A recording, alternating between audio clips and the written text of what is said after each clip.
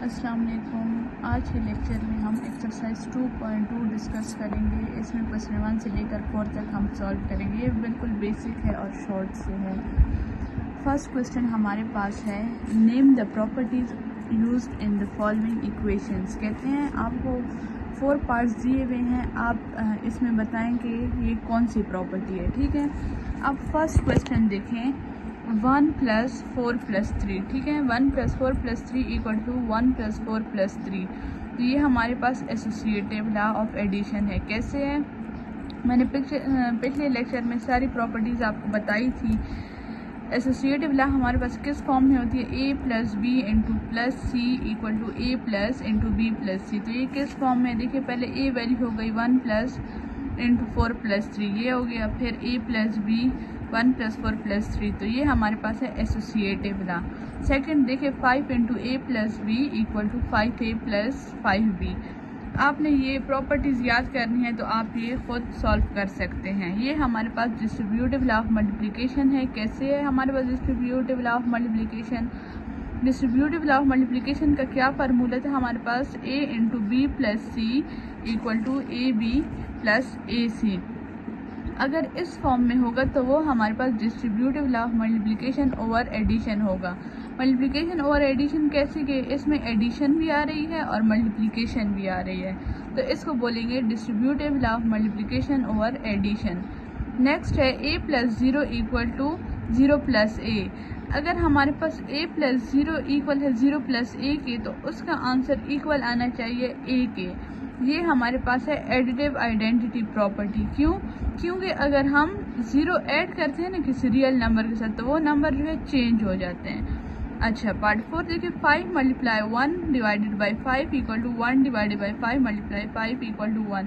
यहाँ पे तो 5 कट जाएंगे, इससे 1 आया जाएगा। तो ये तो एक हमारे पास इन्वर्स है, रेसिप्रोकल है। यहाँ पे देखिए 5 × 1 / 5 है और यहाँ पे रेसिप्रोकल हो गया। पहले 1/5 आ गया × 5, तो ये हमारे पास मल्टीप्लिकेटिव इन्वर्स प्रॉपर्टी है क्योंकि इसका रेसिप्रोकल भी हमारे पास 1 आ रहा है।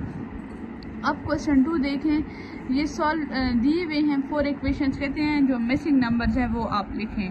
फर्स्ट है 2 + डैश + 4 = 2 + 6 + 4। अच्छा, जो फर्स्ट है ना, ये हमारे पास एसोसिएटिव लॉ ऑफ एडिशन है। इसका आंसर इक्वल आना चाहिए, लेफ्ट हैंड साइड का आंसर इक्वल आना चाहिए राइट हैंड साइड के। अब 2 + 6 क्या आता है, 8 + 4 क्या आता है हमारे पास, 8 9 10 11 12।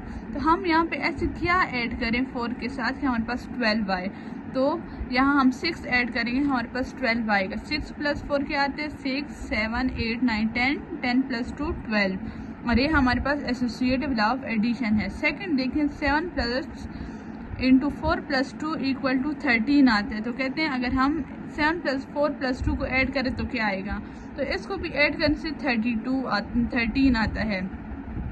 तो ये हमारे पास एसोसिएटिव प्रॉपर्टी हो गई। नेक्स्ट है 9 × 3 × 4 3 × 4 12 12 × 9 108।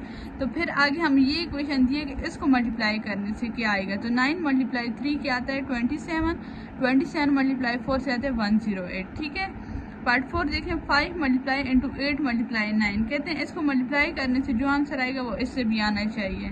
तो ये तो पहले आप देख लें, हमारे पास एसोसिएटिव लॉ ऑफ मल्टीप्लिकेशन है। एडिशन क्यों नहीं, क्योंकि यहाँ पे मल्टीप्लाई का साइन है। 8 को 9 से मल्टीप्लाई करें, 72 × 5, हमारे पास इन दोनों का आंसर सेम आना है। तो यहाँ पे 5 और 9 है और 8 मिसिंग है, तो यहाँ पे आप 8 लिख लेंगे। ये क्वेश्चन 2 था। क्वेश्चन 3 है, चूज द करेक्ट ऑप्शंस।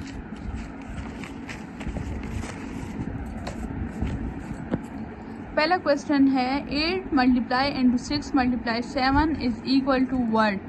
ए है 8 × 6 - 7, 8 - 6 - 7, 8 × 12, 8 × 6 × 7।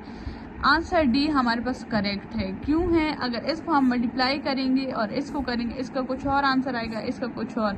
अगर यहाँ पे मल्टीप्लाई होता है फिर ये करेक्ट होता है, लेकिन यहाँ पे सेम टू सेम ये है ना, 8 × 6 × 6 एसोसिएटिव लॉ ऑफ मल्टीप्लिकेशन है, तो पार्ट डी इसका करेक्ट आंसर है।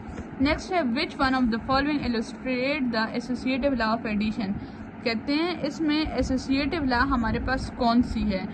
तो हमें तो सेम लाना है ना। अगर आप ये देखें 2 + 4 क्या आता है 6, 6 + 3 क्या आता है 6, 7, 8, 9, 9 आ गया। यहाँ से 9 आता है और यहाँ से अगर करें 4 + 4 8, यहाँ से 9। लेकिन जो पोजीशंस हैं यहाँ पे 2 होना चाहिए था ना और यहाँ पे 3 होना चाहिए था, तब ये करेक्ट होता।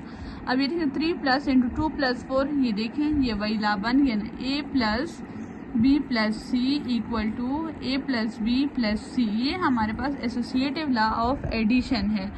अगर हम इसको देखें, अगर प्लस करने से सेम आ भी रहा है लेकिन नंबर्स तो चेंज है ना, हमें तो नंबर सेम लाने हैं। जैसे हमने क्वेश्चन 2 में मिसिंग लेटर्स की थी, ये उसी तरह। तो इसमें करेक्ट आंसर बी है। Which one of the following illustrate associative law of multiplication. अब कहते हैं इसमें एसोसिएटिव लॉ ऑफ मल्टीप्लिकेशन बताएं। ये चारों पॉइंट्स तो सेम हो गए। अब यहाँ से 6 × 6 × 2, ये भी क्रॉस, क्योंकि यहाँ पे 6 है, यहाँ पे 3 और 4 होना चाहिए था। यहाँ पे 3 भी है, 12 और 2 की जगह 4 और 6 होना चाहिए था। अब ये देखिए 4 × 3 × 6 यहाँ पे आ गया ना, 4 × 3 × 6। तो ये हमारे पास करेक्ट आंसर है।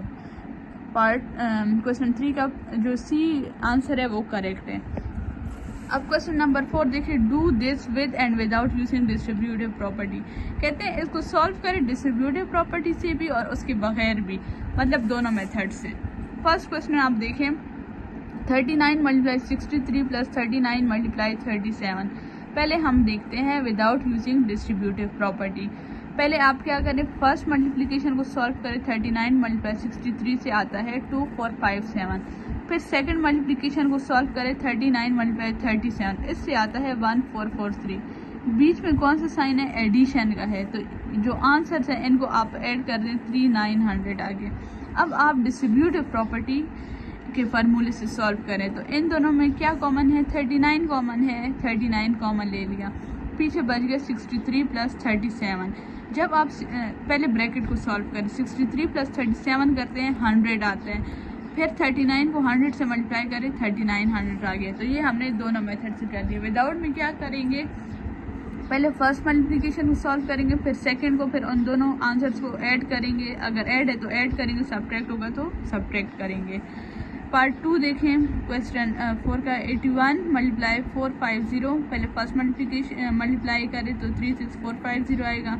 सेकंड को सॉल्व करें 81 × 550, इससे आ जाएगा 4450। एडिशन है, इन दोनों को ऐड करें, हमारे पास आता है 81,000।